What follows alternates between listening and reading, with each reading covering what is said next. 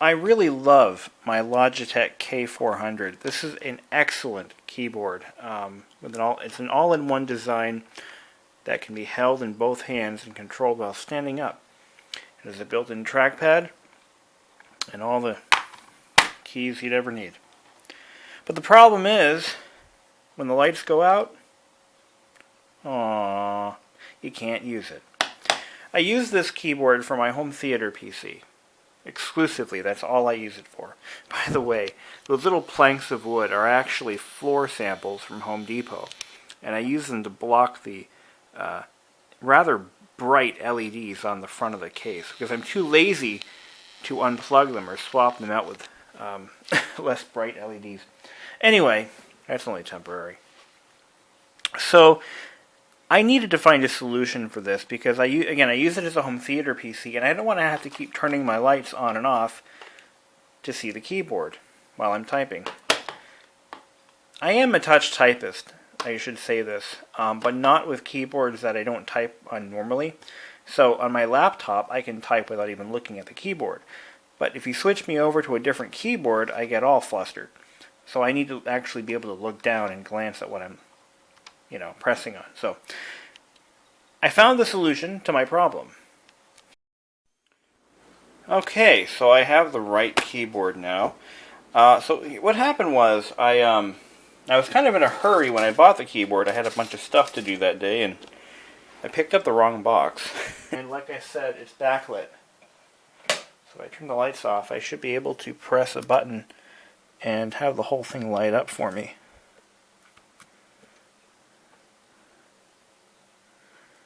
I thought I saw a brightness button on here. Is it that one? No. Hold on.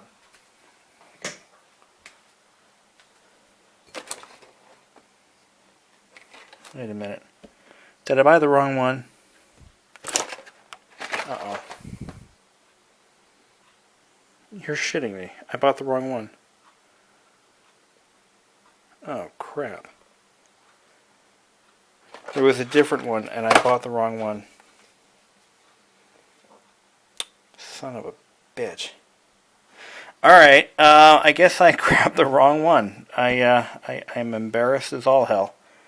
I thought this one was supposed to have a backlight function. I guess the hell not. Well, I guess it's going right back in it. Damn it. And the price was within $5 of the one I really wanted. The illuminated living room keyboard model K830. This is the keyboard that I intended to buy. That was 2 days ago. Not my proudest moment. I've done worse. Oh, and while I was out, while I was, getting stuff done, I won a bunch of stuff. I won $120 cash from a 50-50 raffle at a Crohn's disease benefit, and a couple of cool gift cards. That was pretty nice. A family friend was having a huge Crohn's benefit, or Crohn's awareness event, and rented a hall and everything. Real nice. Really good. So, this is a good day. Alright. So let's open this sucker up. It's even packaged differently. I can't imagine why. So, yeah, this is going to replace my existing keyboard. Oh, I guess there's another. So the retail price of this keyboard turned out to be $79.99 at Best Buy. Whereas Cartman would say, bang, bang. Okay, so there we are. This thing is packaged really well. It's like they wanted this to be an event. Look at that. Look at all the intricate folding of that tissue paper. That right there, that's just Apple level wrapping. My God. Wow, they went nuts. And yeah, it's a quality piece of equipment. It's also very cold. It's been in my car. This is what it looks like. It is rechargeable via USB. You see the USB connector. There's a power switch. So that means I'm going to have to plug this in every couple nights or so. Comes with a USB cable, instruction manual. Should be a unifying receiver. There it is. And what else do we got here? We've got... Okay. There's the receiver extension. Just a USB extension cable with a little... kind of like the one I'm currently using, but cooler. And the USB charging cable. But I'm sure it has a charge in it now. Let's turn it on. Oh, there goes the power light. This must be the low battery indicator. Is it lit up now? Oh, it is. Ooh. Look at that. As soon as you touch a key, it lights up. That right there, that's what I'm kind of looking for. And then it slowly dims back down again. And,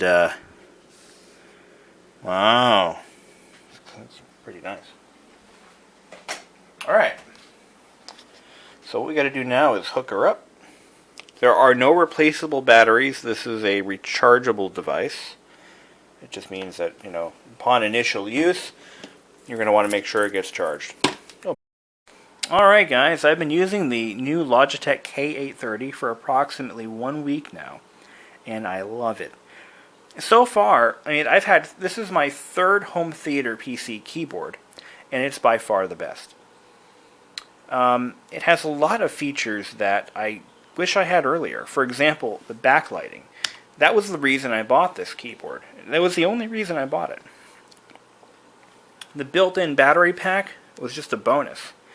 I'll probably get about a month or so of runtime on this with a single charge.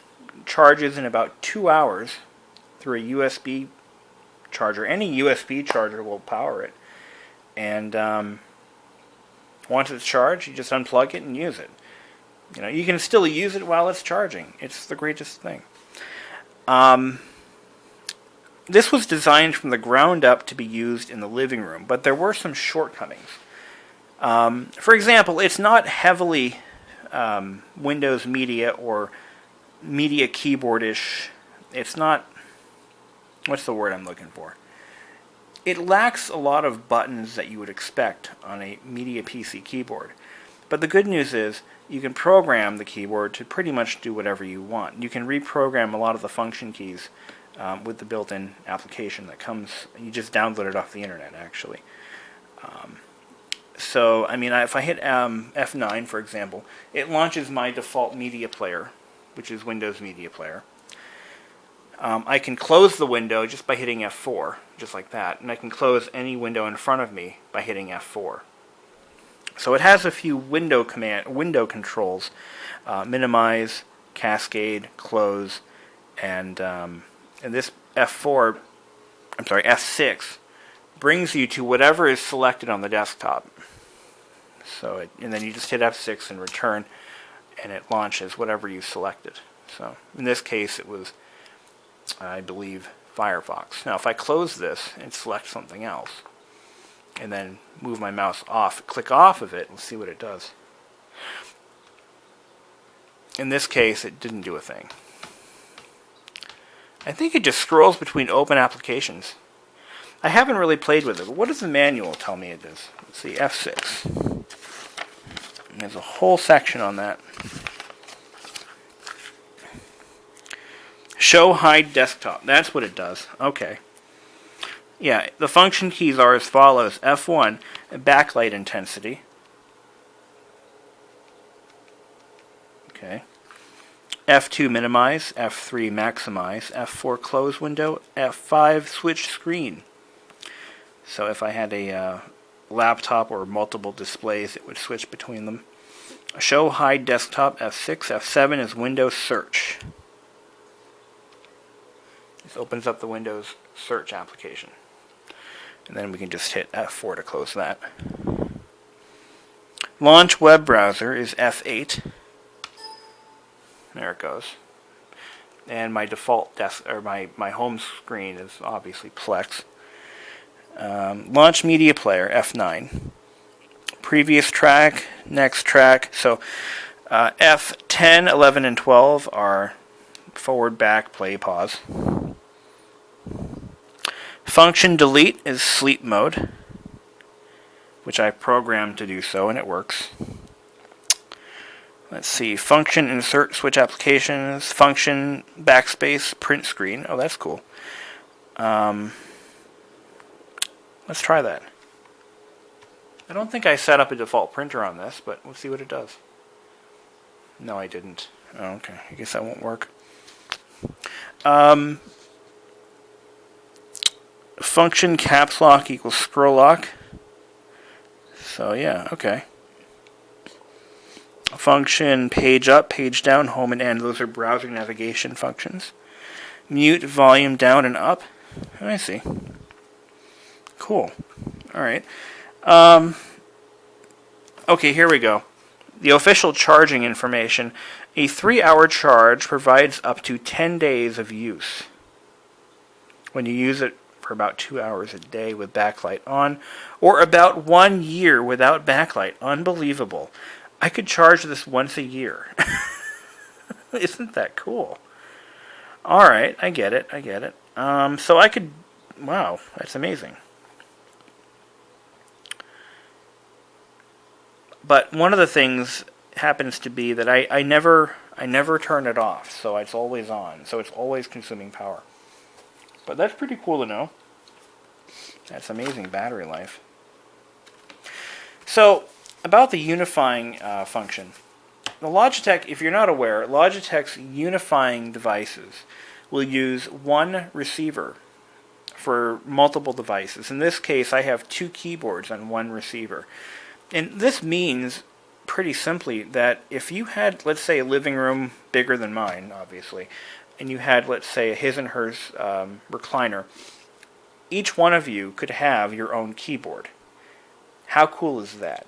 And they would all use the same unifying receiver. To demonstrate that, I've actually set this up.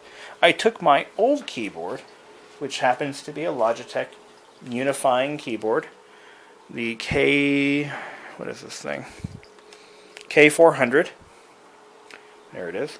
And I use it in the kitchen. So when I'm cooking or cleaning, I can actually control my media right from here. Now, the K830 doesn't have as many functions. It's not backlit, which is why I have replaced it. But it's still a damn fine keyboard. Probably one of the best on the market. But I can control my computer with both keyboards, no problem, without taking this one into the kitchen. I want to protect this one because obviously it was expensive and I don't want to spill gravy on it, or any substance I use in the kitchen. That's what this one's for. This one costs $30, this one costs $85. You know, so somewhere around there. But anyway, I also turned on pointer trails. You can see that from here.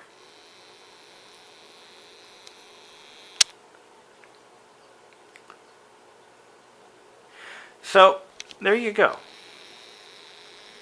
That's about as good of a review of a keyboard that I can do. The touchpad does support gestures. I hate that word. Damn it, I hate that word so much. But anyway, it'll allow side scrolling. Let me show you. I'll open up a browser. It allows for side scrolling. I don't think it does zoom. Actually, no, it does zoom. Pinch to zoom. Watch this. So, yeah, just as any modern multi-touch trackpad, I can pinch to zoom. In this case, I'm pinching to zoom on my desktop. You can see that, can't you? Good. Good. Alright, so we get that. Pinch to zoom works. It'll scroll up, down, left, and right, as any trackpad should with 2 fingers. See? I don't have a side scrolling need on this web page, but whatever. It does all those cool things. And on this one, the click button is right here. Now, I will tell you that that has pissed me off because on this keyboard, the click button is right here. You control it with your thumb. So, I was navigating through some YouTube stuff, and I went to go click, and I hit escape. No, they put it here. You use your pointer finger to click. That threw me off, and it really caused me some heartache, but just keep that in mind if you're switching over from one of their older products to this one. I'm going to hit the lights, and you're going to see just how bright this keyboard is. And all you've got to do is either touch the trackpad, well, with some brute force. Oh, did I turn the backlight off? I did. So let's turn it back on again. I must have turned the backlight off, so let's turn it on with the F1 key. Put it on really bright. Let's see. That's off, low, high. Okay. There we are. So all we have to do is find home row just by glancing down, and now we can type as we would any corded keyboard. And it does actually have little notches here to show you where the F and J keys are, which is normal. Every modern keyboard should have that, unless it says Apple on it. And now you can just type away. How sweet is that? If it were any better, I would say it would have to have a solar recharging panel on it. Wouldn't that be cool if they could design a trackpad that could capture solar energy? Or, like other Logitech keyboards, it could have a solar window or a solar panel on the top right here. It would make it unwieldingly large and heavy, but just one little thing it could have. But charging it once a year isn't so bad, is it? But yes, all you've got to do is touch the trackpad and the sucker lights up. Look at that. Or hit any key that doesn't do anything like shift or control, at least to initiate the backlight. Well, that's all we're going to do for now. I'm going to close all my windows by hitting F4 repeatedly. No, just had to hit it once. Oh, wait a minute. If I hit it again? Really? It brings up the shutdown menu. Interesting. I don't recall ever noticing that before. If I hit F4 repeatedly, look at that. It lets me shut the computer down if there's nothing open. Alright, well, now you know. Well, that's it for now. Again, this is about all I can do in a keyboard review. I mean, it is a keyboard after all, so. There you go. Well, enjoy. And once again, the Logitech software can be downloaded off the web. Oh, I didn't show that, did I? So let's take a look at the Logitech software and what you get with it. It actually isn't that bad. One of the functions the software gives you is the caps lock notification. If I press it once, caps lock on. Press it again, caps lock off. And it gives you an audible notification. I'm going to launch it right from my little system tray. And there it is. This is how we control the keyboard and trackpad functions. Pointer speed, acceleration, enable smart move, pointer trails, which I've turned on. Makes it look all trippy. And I can also select the unifying function here. The unifying feature is what I was referring to when I suggested that you can add multiple Logitech devices to that one receiver. And here's our trackpad function. Tap to click. Actually, I kind of want that off. I don't like that feature. But for some reason, it never works. Oops. I didn't mean to do that. Let's open them back up again. There we go. Let's see if it held up. No, it didn't. Tap to click is still on. But some things never change. On the keyboard front, we have our battery level indicator. There we go. It tells us roughly how our battery charge looks, and it's still full. Low battery notification is turned on, so if the battery begins to drop, it'll display something on screen to tell us. We can disable certain keys on the keyboard. Disable caps lock, Windows start key, scroll lock, or insert key. And here's another entrance to the unifying menu. This allows us to control the function keys as to what they do. Right now they're selected to default task. Under tools, we have let's see, support button, system report, show set point icon in notification area. Tell me when the following happens. One of my devices' battery becomes too low. My keyboard volume changes. A lock key is pressed. Signal status setting changes. So, and there it is. That's the Logitech set point, which I believe is compatible with every unifying device that they sell. I'm not being paid for this review. I just feel that they make great products, and I support products that I like. That's pretty much the long and short of it. I've been a Logitech user for years. Ever since Microsoft stopped making good mice, I've been buying Logitech. No, their mice are fine. I just don't like them. They're overpriced, and you know, my favorite mouse of all time was the blue wireless mouse that Microsoft used to sell about 15 years ago. A little bit less than that, but about 10 years ago they were selling them. That was my favorite mouse that they ever made, and it was simple, it was wireless, and it worked. But anyway, but now that's a thing of the past. But I actually I bought one Logitech mouse. It was very futuristic looking. I bought it back in 2004, and it was wireless, battery powered. But it didn't last. It broke after about a year and a half. Anyway, well, I'm not going to ramble on anymore, so I'm going to... It's getting kind of late. I should go to bed. Well, until then, guys, thanks for watching, and keep on typing.